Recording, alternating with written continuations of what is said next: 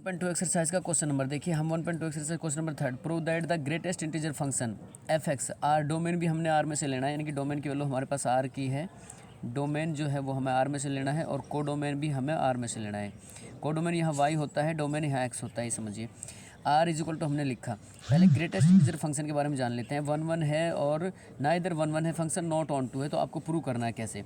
तो greatest integer function देखिए, थोड़ा सा पेज हमने एक्स्ट्रा यूज़ कर लिया क्योंकि ये वीडियो दोबारा बनानी पड़ रही है।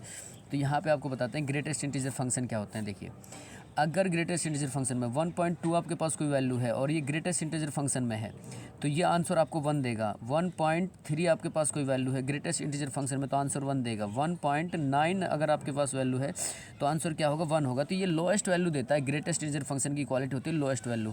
अब यहाँ देखिए ध्यान से, हमने 1.2 रखा तो आंसर हमें 1 मिला। एक्स की वैल्यू 1.5 रखी तो आंसर हमें फिर से 1 मिला। 1.9 रखी तो आंसर 1 मिला, तो 1.6 रखी तो आंसर 1 मिला। तो इसका मतलब ये हुआ कि एक बहुत सारी डोमेन की वैल्यू किसी एक को डोमेन की वैल्यू के साथ रिलेशन बना रही है। इसलिए क्या है कि फंक्शन ना तो ऑन 1 है और ना ही ऑन 2 है। ये मैनी वन फंक्शन है। F x is a many one function. Greatest integer function के बारे में आपको बिल्कुल समझ लेना चाहिए कि अगर 2.5 आपके पास वैल्यू है तो आंसर 2 देगा। ये 2.9 आपके पास वैल्यू है तो 2 देगा। ये इसकी क्वालिटी होती है। इसलिए क्या है कि ये मैनी वन फंक्शन है, ये 1 और ऑन टू फंक्शन नहीं। क्वेश्चन नंबर 4 देख लेते हैं। देखिए 1.2 एक्सरसाइज के question number, so that the modulus function.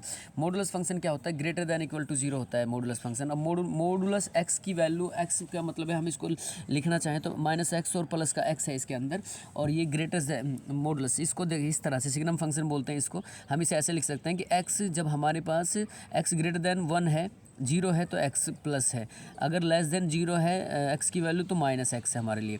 तो अब यहाँ क्या करेंगे, हमारे पास फंक्शन दिया और मॉडुलस फंक्शन दिया है। मॉडुलस के अंदर अगर हम नेगेटिव वैल्यू रखते हैं तो आंसर पॉजिटिव देगा, पॉजिटिव वैल्यू रखते हैं तो आंसर पॉजिटिव देगा। अगर -2 रखते हैं तो भी 2 आंसर देगा, -2 रखते हैं तो भी 2 आंसर देगा। देखिए हमने x की वैल्यू, जहाँ x की वैल्यू हमने 1 रखी तो भी आंसर 1, यहाँ x की वैल्यू -1 रखी तो भी आंसर 1। इसका मतलब ये है कि फंक्शन ना तो 1 1 है ना ऑन 2 है, ये फंक्शन मैनी वन है। कोई 2-3 डोमेन की वैल्यू अगर किसी एक को डोमेन की वैल्यू के साथ रिलेशन बनाती है तो फंक्शन मैनी वन फंक्शन बन जाता है, ना ऑन 2 होता है ना 1 1 होता है। और ये अगला क्वेश्चन देखिए, 5th क्वेश्चन। इजीली हम आपको इसलिए बता रहे हैं कि अब थोड़ा सा इनको समझ जाएंगे। सिग्नम फंक्शन हमारे पास दिया हुआ है, डोमेन की वैल्यू x हमने r में से लेना है, y की वैल्यू r में से लेनी है। अब इस तरह से देखिए, x की वैल्यू ग्रेटर दैन 0 है तो भी आंसर 1 है। अब ग्रेटर दैन 0 का मतलब क्या है, ग्रेटर दैन 0 का मतलब तो है कि आप 1 लीजिए, 2 लीजिए, 3 लीजिए, 4 लीजिए, 5 लीजिए, आंसर y आपको केवल 1 ही मिलेगा। इसके बाद क्या है, y की वैल्यू क्या आ जाएगी, आपके पास 1 आएगी।